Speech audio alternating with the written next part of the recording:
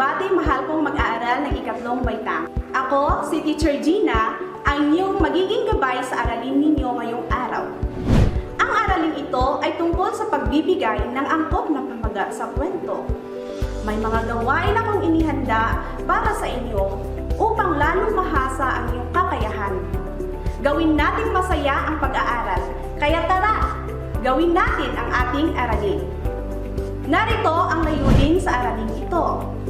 Pagkatapos ng aralin, ikaw ay inaasahang makapagbibigay ng angkop na pamagat sa binasang teksto.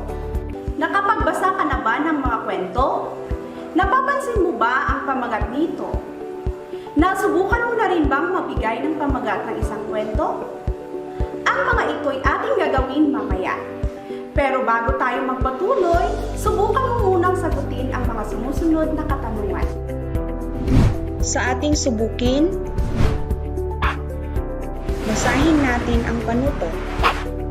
Basahin ang mga talata at pagkatapos ibigay ang angkop na pamagat nito. Isulat sa papel ang titik ng iyong sagot. Gawin nating halimbawa ang unang bilang para ito yung magiging gabay sa pagsagot sa mga sumusunod na katanungan. Unang bilang. Dali-daling naghanda si Jose upang pumasok sa paaralan. Pagdating sa paaralan, agad siyang naglinis ng kanilang silid-aralan. Hindi nagtagal ay dumating si Binibining Baro na nakangiti sa kanya. Magandang umaga po, magalang na bati niya. Ano kaya ang maaaring pamagat nito? Letra A, ang aking silid. Letra B, ang aking guro. O letra C, ang batang mabait. Ang tamang sagot ay letra C, ang batang mabait. Ngayon naman, ipagpatuloy mo ang mga sumusunod na bilang.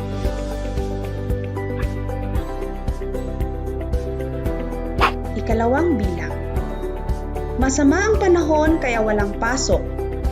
Naisip ng magkapatid na sina Samuel at Lita na tumulong na lang sa kanilang ina sa mga gawaing bahay. Natuwa ang kanilang mga magulang. Kinabukasan, dinagdagan ng kanilang ama ang baon nila. Ano kaya ang pamagat nito? Letra A, walang pasok. Letra B, mga gawaing bahay. O letra C, ang magkapatid na matulungin.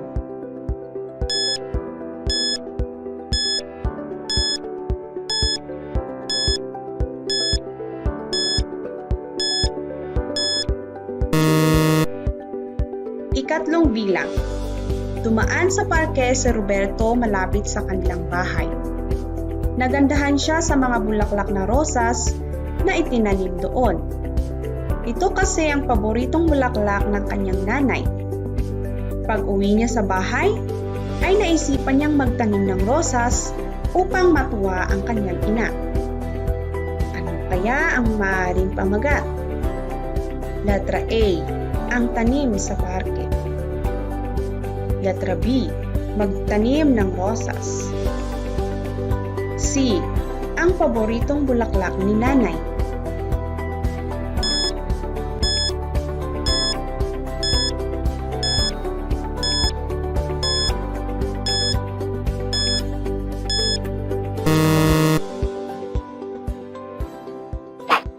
Ikaapat na bilang. Isang hapon, namasyal sa Botanical Garden ang mga mag-aaral sa ikatlong baitang. Dito makikita ang iba't ibang uri ng halaman na maaaring magamit sa kanilang pag-aaral. Pagod man sila sa pamamasyal, bakas pa rin sa kanilang mukha ang tuwa dahil sa napakagandang karanasan. Ano kaya ang maaaring pamagat nito? Letra A, ang mga uri ng halaman. B, ang mag-aaral sa baitang 3. O C, ang pamamasyal sa Botanical Garden.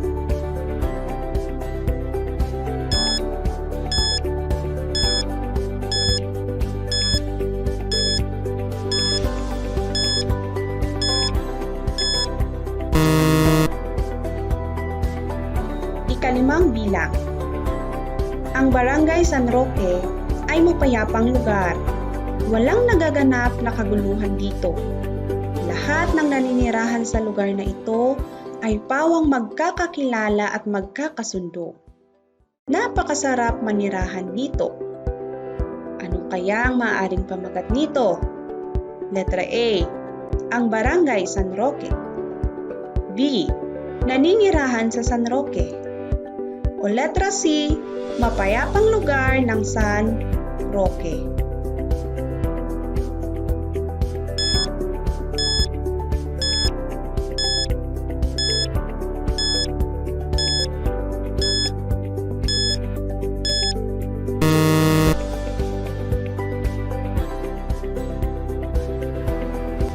Tingnan natin kung nakuha mo ang tamang sagot sa mga katanungan. Lagyan ng check kung tama yung sagot at X naman kung hindi. Ang sagot sa ikalawang bilang ay letra C. Ikatlong bilang ay letra C. Ikaapat na bilang ay letra C. At ang ikalimang bilang ay letra C.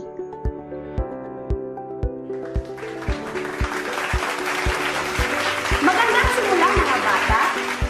Tapos na natin ang subukin. Punta naman tayo sa balikan. Pakinggan ang panuto. Sa ating balikan, ating basahin ang panuto. Basahin ang teksto at sagutin ng mga tanong. Isulat ang titik ng tamang sagot sa kwaderno. Hindi nag-aral ng kanyang leksyon si Ana. Kinabukasan ay nagkaroon sila ng pagsusulit. Nahirapan siyang sagutin ang mga tanong. Dahil dito, mababa ang nakuha niyang marka. Nalungkot si Ana sa nangyari. Unang katanungan, ano ang pangunahing ideya ng teksto? Letra A, nalungkot si Ana sa nangyari. Letra B, hindi nag-aral sa kanyang leksyon si Ana. Letra C, kinabukasan ay nagkaroon sila ng pagsusulit.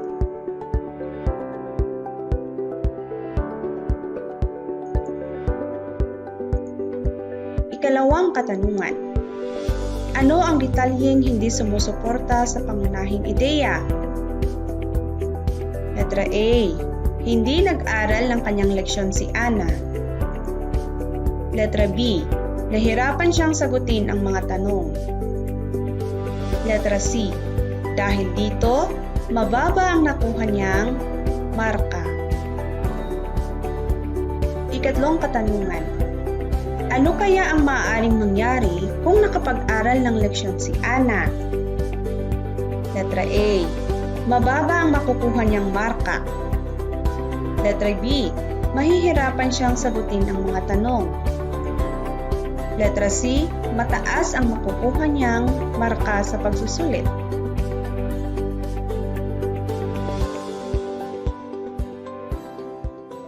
Ngayon naman, ating tingnan ang mga sagot sa mga katanungan.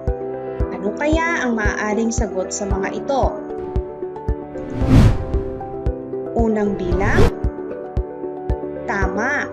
Ang tamang sagot ay letra B.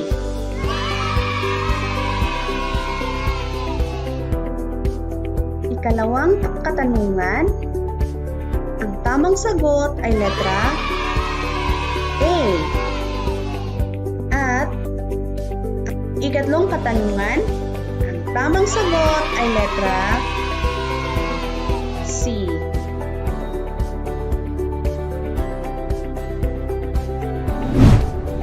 Punta naman tayo sa tuklasin. Panuto? Pansinin ang mga larawan sa loob ng kahon. Piliin ang angkop na pamagat nito. Isulat sa papel ang sagot. Unang larawan. Ano kaya ang napapansin niyo sa larawan? Batay sa larawan na nakikita natin, ano kaya ang maaaring pamagat nito? Letra A, ang sirang gusali. Letra B, sa gusali ng bayan. Letra C, ang lumang gusali. Ikalawang larawan. Ano ang nakikita nyo? Batay dito sa larawan, ano kaya ang maaaring pamagat nito? Letra A, sa bukirin. Letra B, ang hinog na mangga. O letra C, ang punong hitik sa bunga. Ikatlong larawan. Ano ang ginagawa ng mga tao sa larawan? Batay sa larawan, ano kaya ang pamagat nito? Letra A, ang komunidad. Letra B, sa maruming paligid. O letra C, nagkakaisang komunidad.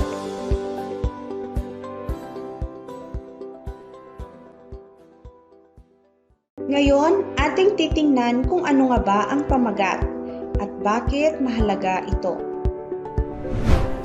Ang pamagat ay nagpapahayag ng diwa o paksa ng isang akda, teksto o larawan. Ito ang mga dapat nating tandaan sa pagbibigay ng pamagat. Una, alamin muna ang paksang diwa at paksang pangungusap. Pangalawa, ang pangunahing diwa ay ang pinakabuod ng mga pangyayari sa talata o kwento. Pangatlo, ang unang salita ng pamagat ay sinisimulan sa malaking titik maging ang mahahalagang salita nito. Ngayon, ating tingnan ang halimbawa at mamaya bibigyan natin ito ng pamagat. Nagtulong-tulong ang mga bumbero sa Kalye Tinikling sa pag-aapula ng malaking apoy. Binuhusan nila ito ng balde-balding tubig. Samantala, ang iba naman ay buong tapang na inilikas ang mga batang nasa loob ng nasusunog na bahay. Ngayon, subukan nating bigyan ng pamagat ang kwento. Ano kaya ang maaaring pamagat nito?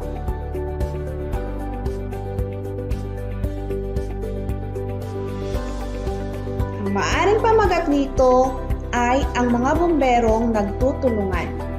Bakit kaya ito ang pamagat ng kwento? Dahil ito ay sinusuportahan ng mga diwa gaya ng nagtulong-tulong ang mga bumbero sa Kalye Tinikling sa pag-apula ng malaking apoy at ang iba naman ay buong tapang na inilikas ang mga batang nasa loob ng nasusunog na bahay.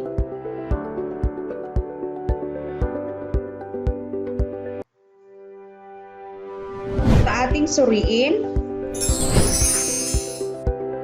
basahin natin ang panuto. Basahin at piliin ang angkop na pamagat ng mga piling kwento. Gawing gabay ang unang bilang sa pagsagot sa mga sumusunod na katanungan. Isulat ang sagot sa kwaderno. Tag-init noon, nagbakasyon ng pamilya ni Ginang Ruelo. Walang naiwan sa kanilang bahay upang mag-alaga ng mga halaman. Nang umuwi na sila, agad na pinuntahan ni Aling Nata ang mga halaman. Nalungkot siya dahil nalanta ang mga ito. Letra A, ang pamilya ni Aling Nata. Letra B, ang bakasyon ng mag-anak. At letra C, ang mga halaman ni Aling Nata. Ano kaya ang maaaring pamagat nito? Tama! Ang tamang sagot ay letra C. Para malaman ang napag-aralan mo ngayong araw, gawin natin ang isa-isip.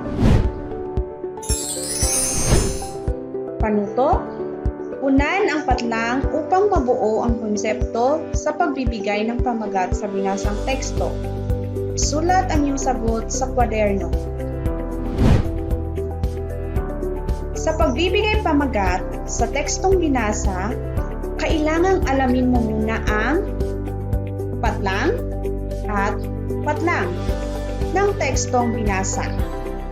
Ito ang magbibigay sa iyo ng ideya sa pagpili ng pamagat.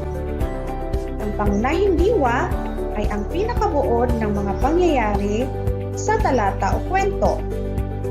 At ang unang salita ng pamagat ay sinisimulan sa malaking titik maging ang mahahalagang salita nito.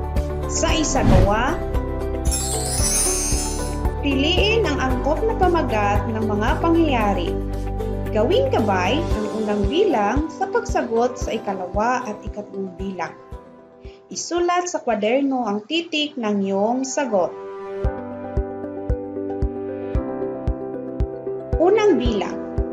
Isang gabi, gumawa ng card ang magkapatid na Lando at Lara para sa kaarawan ng kanilang ina. Bumili sila ng regalo at bulaklak. Hindi nila ipinaalam sa kanilang ina ang kanilang ginawa dahil gusto nila itong sorpresahin. Ano kaya ang maaaring pamagat? Letra A, ang sorpresa. Letra B, ang card para sa ina. O letra C, ang pagbili ng regalo. Ang tamang sagot ay letra A, ang sorpresa. Alam kong marami kang natutuhan tungkol sa ating aralin ngayong araw. Kaya ngayon, subukan mong sagutin ang ating tayahin. Narito ang panuto. Piliin ang angkop na pamagat sa bawat sitwasyon na ipinapakita ng larawan. Gawing gabay ang unang bilang sa pagsagot sa mga sumusunod na katanungan. Sulat sa kwaderno ang sagot. Unang bilang. Inutusan si Alan ng kanyang ina sa tindahan upang bumili ng bigas. Pagkatapos bumili, buong pag-iingat niya itong binuhat pauwi. Agad na nagsaing ang kanyang ina para sa kanilang hapunan. Natuwa siya dahil masunurin ang kanyang anak. Ano kaya ang maaaring pamagat? Letra A, ang hapunan. Letra B, si Alan at ang bigas. Letra C, ang batang masunurin. Magaling! Ang tamang pamagat ay letra C, ang batang masunurin.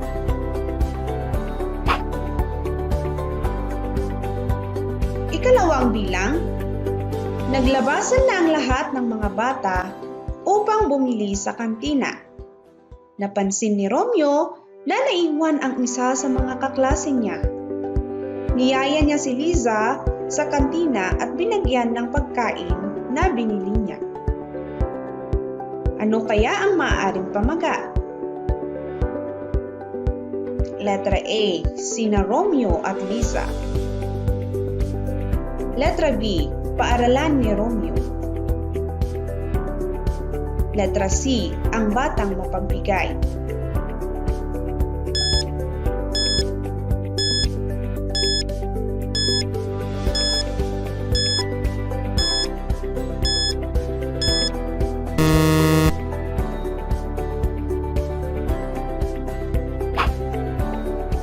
Ikatlong bilang, nakalbo ang makapal na kabundukan.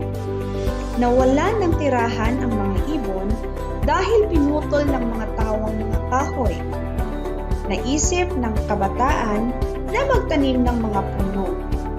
Dahil dito, bumalik ang mga ibon sa kabundukan. Letra A, ang mga ibon.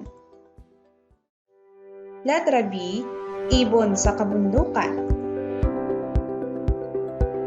O letra C, kabundukan noon at ngayon.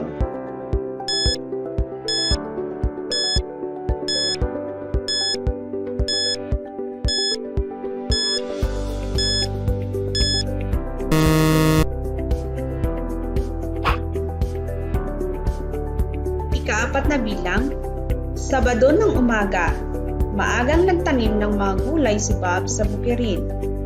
Lumipas ang ilang araw, ay lumago at namunga ang mga ito.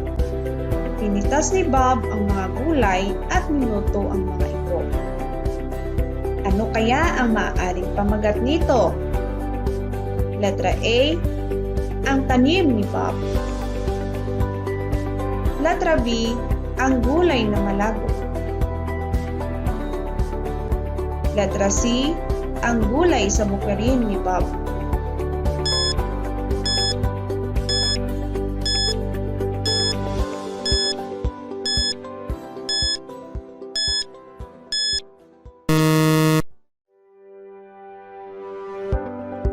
Ikalimang bilang.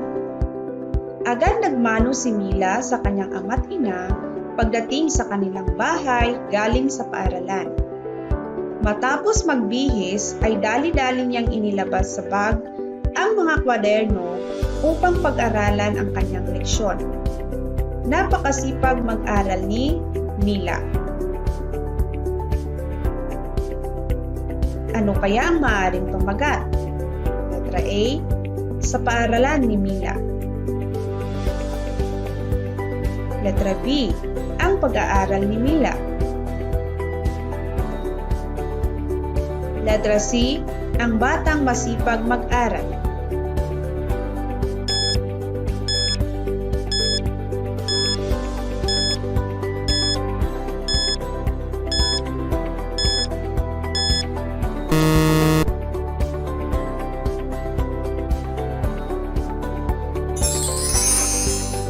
Ngayon, tingnan natin kung tama ang iyong mga sagot. Ang sagot sa ikalawang katanungan ay letra C. Ikatlong katanungan ay letra C. Ikaapat, ang tamang sagot ay letra C.